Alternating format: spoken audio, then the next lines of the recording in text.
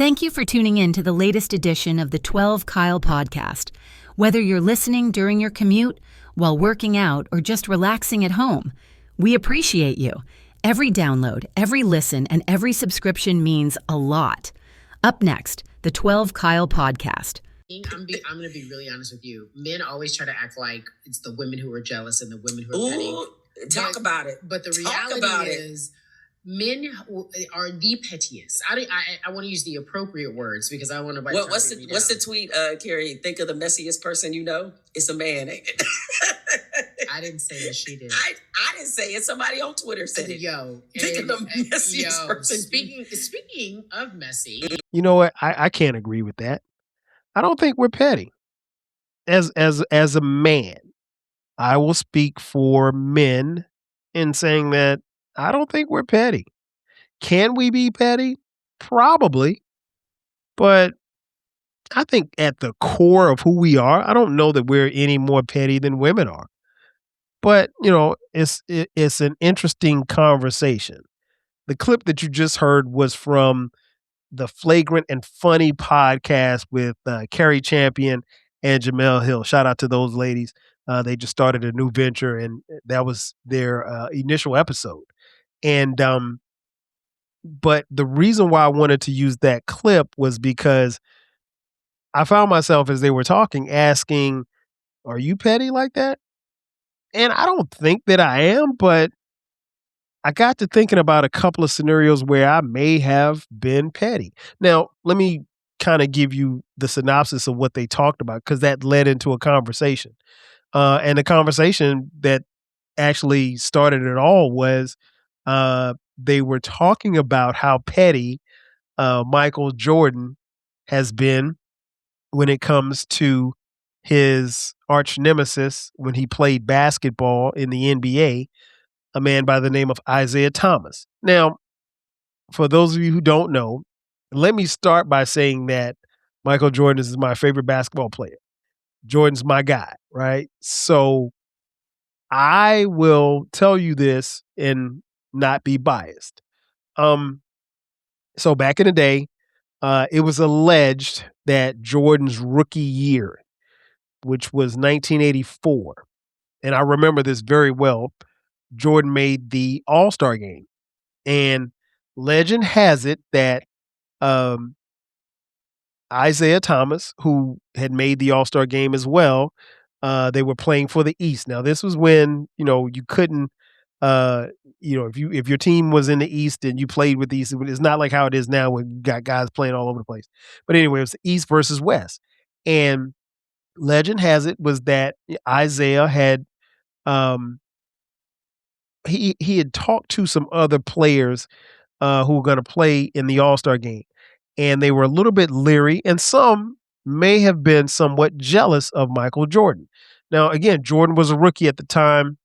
It's 1984. Jordan comes in. He's got, he's in a dunk contest, and if you remember the dunk contest, he dunks in his warm-ups. He's got gold chains on. He's got the red and black Air Jordans, the Air Jordan 1s. And so, Jordan was this hotshot rookie. And so legend has it. And again, and what I'm about to tell you is not something that is just made up. This is what we heard back in the day. I was fortunate enough to be around in 1984. I was 12. Okay. So legend has it that Isiah got with some other veterans, and they said that they were going to, freeze Jordan out of the All-Star game, not pass him the ball as much, and to kind of teach him a lesson like, hey, man, you're a rookie. We're vets. You can't come in here showing up or whatever like that. This was back in the day where you had to literally and figuratively earn your stripes. So Jordan got froze out to some degree. Like, they didn't pass him the ball, and they, I don't even know how many points he finished with or whatever, but the line was drawn in the sand. Now, it didn't help that Jordan's Chicago Bulls and Isiah Thomas's Detroit Pistons were in the same division, and they were rivals. And Detroit and Chicago, and you got to remember too, Isiah's from Chicago. So they got into it as far as like battles and everything. And Isiah's Pistons knocked Jordan out a couple of years in a row before Jordan finally reached the mountaintop. And and keep in mind that Isaiah's on the way of them knocking Jordan's Bulls out of the playoffs. They won 2 championships. And so in, what was it, 88 and 89, if I'm not mistaken. And so by the time Jordan gets his revenge in 1991, the Chicago Bulls kick the crap out of the Detroit Pistons, right? They sweep them. And what happens is, as the game before the game even ended, Isiah Thomas and the rest of his Pistons teammates, with the exception of Joe Dumars, decided to walk off the court instead of shaking hands with Jordan and the Chicago Bulls, and as a means of congratulating them and showing them off into the NBA Finals. And so not only did they walk off the court, but they, in the process of walking off the court, they had to walk right in front of the Bulls bench. And and Jordan was on the bench because they had kicked the crap out of Detroit, and Jordan was on the sideline chilling, drinking Gatorade. So Isiah Thomas walks past Jordan, doesn't shake his hand, doesn't even make eye contact with him. In fact, he ducks, and his teammates followed. And Jordan took that personal. And if you followed Michael Jordan and you saw him in the Last Dance documentary, he said that, he took it personal. So you fast forward to 1992, the USA basketball team decides to now, where they had not allowed professional players to play in the Olympics, they were going to use pros from the NBA to capture the goal. And this was going to be what they called the dream team. So the team is going to be made up of 11 pros and I think 1 college kid. And so as the team was being selected, they were rounding up guys, and the Olympic team committee, they knew who they wanted. They knew if they could get Charles Barkley, if they could get Clyde Drexler, if they could get Patrick Ewing, all guys who are all-stars, well within their right. If they could get Magic Johnson and Larry Bird, the one guy that they weren't sure that they could get would be Michael Jordan. And so they reached out to Jordan. And legend has it that, Jordan agreed to play with the Dream Team. Now, here's where it gets shaky. Isiah Thomas was not invited to play on the Dream Team. At the time, Isiah Thomas was probably the second best point guard in the NBA. Well, I guess technically he would have been the best point guard in the NBA because at that particular time, Magic Johnson had retired when he found out he had HIV, but he came back to play with the Dream Team. And so, Isiah is one of the best in the game, but John Stockton got selected and Isiah Thomas didn't get selected. So we all thought, even back then with no social media, we thought that Jordan had something to do with Isiah not being on the team. And they asked him about it. He's like, no, I didn't. He's like, I didn't pick the team. And he did not pick the team. However, what happens is that I think USA Basketball understood that if you select Michael Jordan, if you select Isiah Thomas, you probably don't get Jordan because Jordan didn't like Isiah and Isiah didn't like Jordan. Now, I think they both had a level of respect for each other on the court, but once they stepped off the court, they didn't rock with each other like that. Jordan was, a guy who was becoming the face of the league and a superstar. Isiah wasn't. And so and again, Jordan is not only doing this, but he's also balling in the city where Isiah is a basketball god, a basketball savant. He grew up in Chicago. Long story short, Jordan plays in the Dream Team. Isiah doesn't. And there's a level of resentment. And we saw that kind of fester in the documentary, The Last Dance, which aired during COVID. Okay, so since then, and Isiah Thomas, who actually appears in The Last Dance, he famously said, I thought I met the criteria, but I wasn't selected. And Jordan kind of clowned him in the documentary. In fact, I think he probably did clown him a little bit. And so since then, Isiah's kind of been on this public tirade to, try to diss Michael Jordan at every turn that he could. And he goes as far as to say that he doesn't think Jordan's the greatest. He thinks LeBron is the greatest, which is fine. You're entitled to your opinion, Isiah. Nobody, even though there's documented evidence of you calling Michael Jordan during a game the greatest of all time. But we'll let that slide. Nonetheless, the pettiness between the two is clearly one-sided because I think Mike was petty back then. Now he doesn't care. If you get a chance to see Isiah Thomas in any interview, any podcast, he can't go 5 minutes without mentioning Michael Jordan's name. And it's always something disparaging or dissing or sneak dissing or whatever you want to call it. I call it hating, but it is what it. They don't like each other. Then they don't have to like each other. They don't have to run in the same circles. Jordan is on a whole nother level. He's not worried about Isiah. Jordan doesn't do TV. He doesn't do interviews. He definitely doesn't do podcasts. But even if I had Michael Jordan in this podcast, I'm not mentioning Isiah Thomas because Michael Jordan doesn't care about Isiah Thomas. Isiah Thomas cares about Michael Jordan. And Michael Jordan runs rent-free in his head. And so I said all that to say this. They're petty. So can we be petty as men? Yes. And Jordan was very petty back then to say, not even to say I don't want Isiah on the team, but just to have the influence of he knew that if he was on the team, Isiah wasn't going to be on the team. Now, if Jordan didn't play on the team, I'm pretty sure Isiah makes that team. And here's the caveat to all of this. When the Dream Team was selected, the head coach was the late Chuck Daly. Do you know who Chuck Daly coached for in the NBA? The Detroit Pistons. His star point guard was Isiah Thomas. So if Chuck Daly didn't even pick his own player, I mean, I don't know what else to tell you. But he wasn't going to play with the GOAT. It is what it is. Call it petty, and that's where Jamel and Carrie kind of, that's where their conversation went. And it got me to thinking about times in my life where I've been petty. Have I been petty?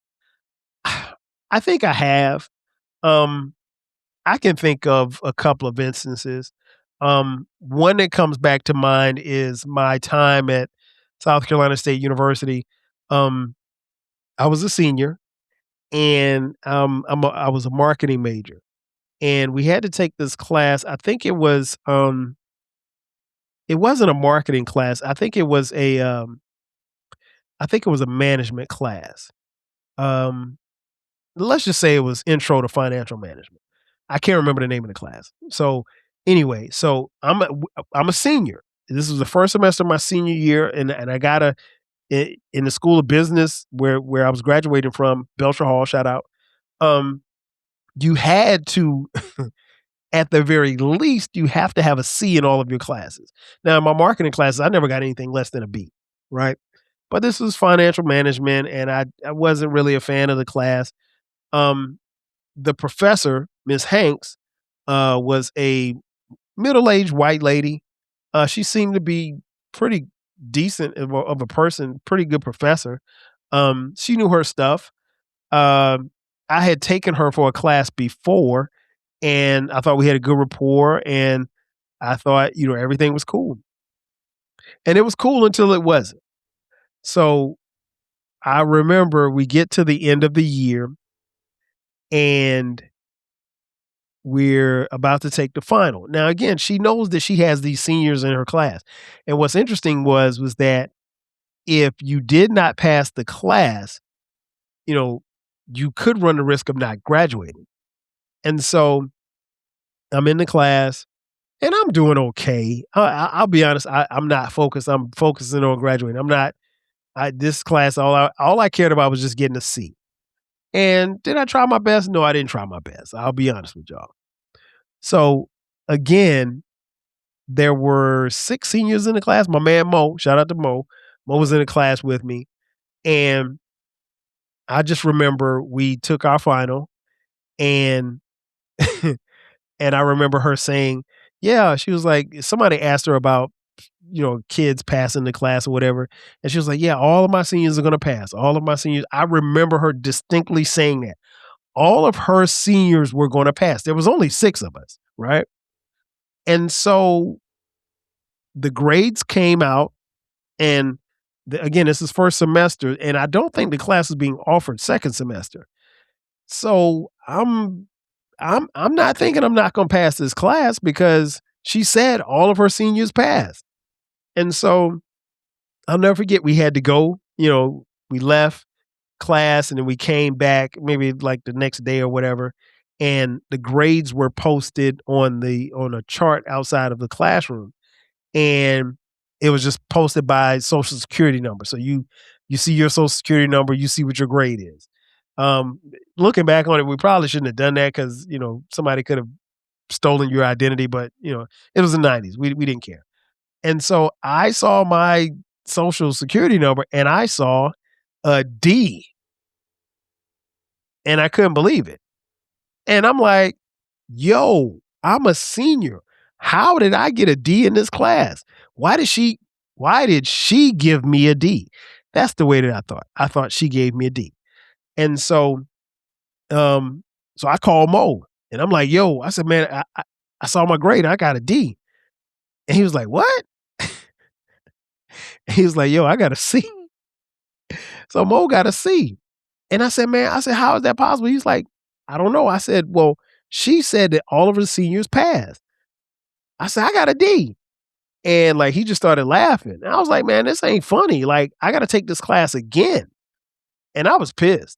And I'll never forget, like, I did not say a word to that because here's the thing. When you're in Belcher Hall, you're probably going to see your professors. If you don't take them multiple classes, at the very least, you'll see them in passing. And I saw Miss Hanks, I want to say maybe a day after the grades got posted. And the look that I gave that lady, if I had, fire in my eyes, I would have burned a hole in that lady. It was, oh my God, I wanted to, I didn't want to do anything physically to harm her, but I wanted to, if she'd have got thrown out the window, I would not have batted an eye. Not that I'm advocating violence, but just you get my point. And so I remember seeing her a couple of times the following semester. And every time I saw her, she got the same thing. And I remember one time, it was me and Mo, we were walking to class. We were leaving Belcher and we were going to another class. And she saw us in the parking lot and she spoke and Mo threw his hand up, hey, Miss Hanks. And I just kept my hand down. I didn't say no. I didn't even look her way. And so I didn't even acknowledge the fact that the lady was alive anymore.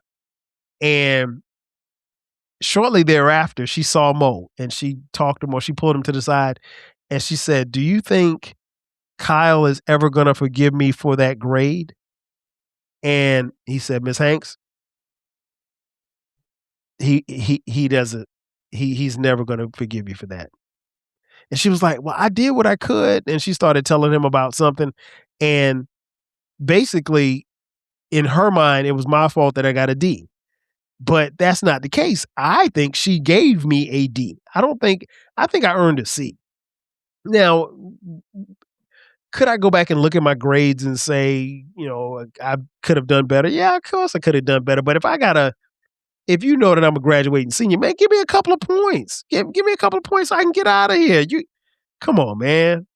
And so I saw her a couple of years later after I graduated, still nothing. Ice cold stare down. That lady will never get another word from me. Is she still alive? I think she's still here. I don't know. But if she's listening, that's about all I'm going to say. Speaking of South Carolina State, there was another instance where I was kind of petty. I think I can share this with y'all because I'm sure she's never going to hear this. So my freshman year, there was a girl that I really liked. I thought she was mad cool. And like my freshman year, like, you got to remember, I came from a black high school and now I'm on this black college campus at South Carolina State University. And, my MAC game wasn't really, it wasn't there yet. I wasn't macking yet. I wasn't the MEAC Mac, as Eclectic called me. Shout out to Eclectic. I wasn't a MEAC Mac yet. My MAC game wasn't there just yet, but I was working on it, right? And so I met this girl probably midway through freshman year, and she seemed to be pretty cool, really smart, pretty, and I took a liking to her, and she liked me, and so we spent a lot of time. Uh, Maybe I shouldn't say a lot of time. We spent time talking on the phone, dorm phone, folks, not cell phones, because cell phones were. This is 1991. This is the fall of 1991, and so I'm liking this girl. She's not my girlfriend. I don't have a girlfriend. I'm single. But I'm the more and more I'm talking to her on the phone and we're kind of kicking it, I'm not really pursuing anybody else on campus. And keep in mind, folks, there's 6,000 students on the campus of South Carolina State University at the time. The women outnumbered the men 22-1. And of those, if it was 22 women, 20 of them was fine. And the other two was all right. So we had some fine ladies back there. Okay. And so I was liking this girl and she was liking me.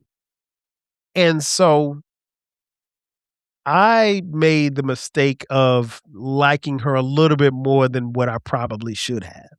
And I probably should have said, okay, well, hey, let's go together, like that type of thing. But we hadn't gotten to that point. But I was, kind of taking my time because again, my Mac game wasn't there yet. And so I'll never forget it. I was, and one of my homeboys, one of my homegirls who knew her, she said, yo, she actually has a picture of you in her room. And I was like, picture? And there was a picture of me that appeared in the newspaper and with one of my teammates who was being featured in the paper. And shout out to Robert Porsche from the Detroit Lions. So it was a picture of me and Porsche in the picture. And somehow she got the picture and she had the picture on her wall. So that was like, so I'm like, okay, we vibing. Like she's digging me, I'm digging her. And so maybe about a week later after I found out about the picture, I'll never forget I was talking to one of my homeboy. Let's call my homeboy Chad. Because we're gonna use names here to protect the guilty. His name is Chad. Her name is Jana. Okay. So I'm talking to Chad, and me and Chad are walking. We're walking up. We're at the front of campus by Washington Dining Hall. And so me and Chad cross the street, and right across the street from the dining hall is the girls' dorm where she lived.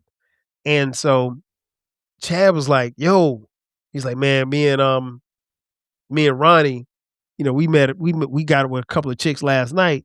And he said shit got crazy. It was wild, man. We had sex and everything. And he didn't say no of those words, but you get the gist. And so I was like, okay. I said, that's what's up. I said, so who'd you knock down? And he was like, man, this chick, man, she from Columbia. Her name is Jana. And I was like, Jana? Word? I was like, what she look like? And he was like, oh man, she's short, dark skinned, long hair, da da da da da. And as he's describing it, I'm like, wow, he really smashed the girl that I've been talking to for the last month. I'm like, she smashed the homie.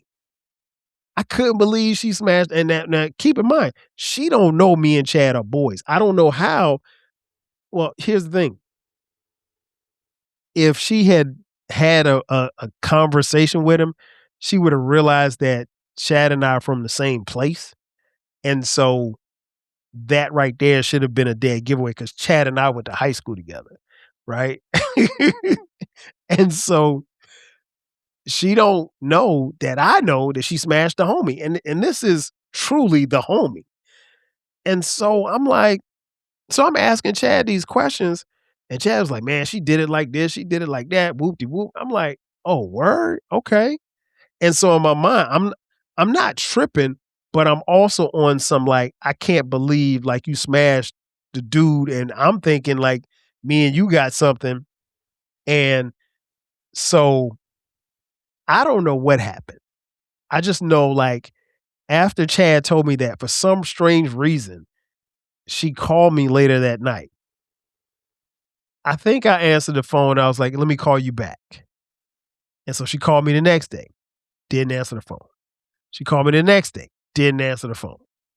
And so she saw me at the calf at Washington Dining Hall, and I walked right past her. I walked like I did not even see her. And it wasn't because I was mad or hurt, because I wasn't hurt because she wasn't my girl, but it was me being petty. And so to this day, in 2026, I have not spoken to that woman since 1991. And what's funny is, listen, I'm married. I moved on. Obviously, I think she's single. I don't know. And it's funny because like Jana's name sometimes, like on Facebook, they'll have a little thing where it says people you may know. Jana's name will pop up. Skip. I'm petty like that. There's absolutely, and we've been in the same spaces before. In fact, I think I just saw her. Where did I see her? Oh, I saw her at the Celebration Bowl. Our school, our alma mater, played in the Celebration Bowl here in Atlanta and defeated Prairie View A&M in the Celebration Bowl by a score of 40-38 in 4 overtimes. Shout out to Jay Boog. And yeah, I saw her. I saw her from a distance though. It wasn't. But if I saw her up close, like I walk right past it. Petty. You can't do me like you can't smash the homie.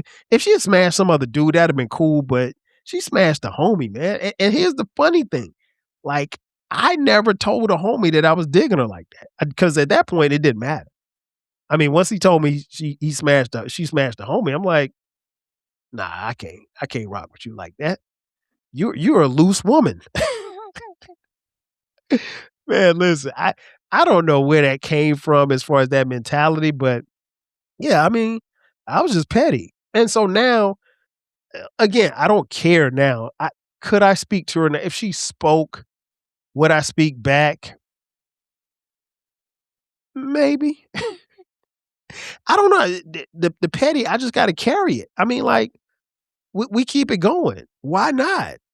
I mean, like, we've gone all this other time without speaking with you. And again, we've been in the same place several times. We've been in the same parties before.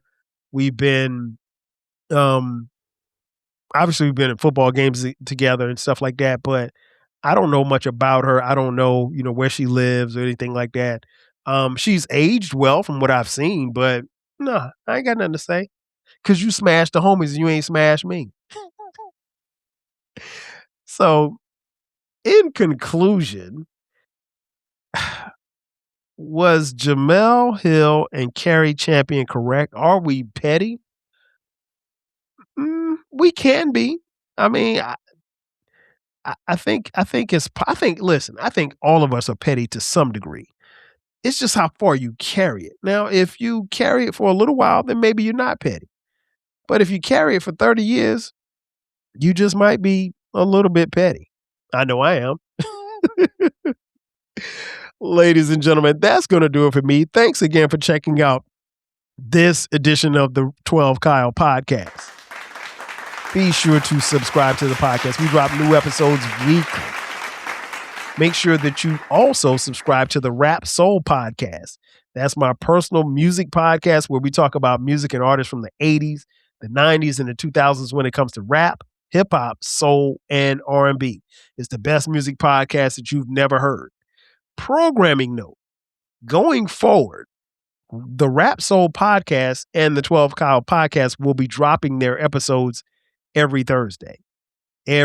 So if you're going to get a Rap Soul podcast or you're going to get a 12 Kyle podcast, it'll be on Thursday. I know in the, previous years or so, I've tried to kind of move the Rap Soul podcast around, trying to find the right date. But for right now, let's drop them on Thursday. So when you get an episode, so it's important that you subscribe.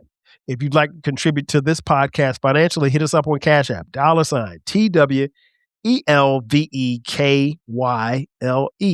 Also, we have merch. Click the link in the description box that is labeled merch, and you can buy 12 Kyle podcast t-shirts, hoodies, as well as coffee mugs. We got it for the low. Ladies and gentlemen, that's going to do it for me. Thanks again for checking out this edition of the 12 Kyle podcast. I am your boy, 12 Kyle. I will catch you guys next time. 5,000. Cheers. Thanks again for listening to this episode of the 12 Kyle podcast. If you enjoyed this episode, make sure that you hit the subscribe button and share this podcast with a friend who needs the 12 Kyle podcast in their life. Every listen, every download, and every share helps us grow. Thanks for being a part of the 12 Kyle podcast community. We appreciate your support. We will catch you next time. 5,000.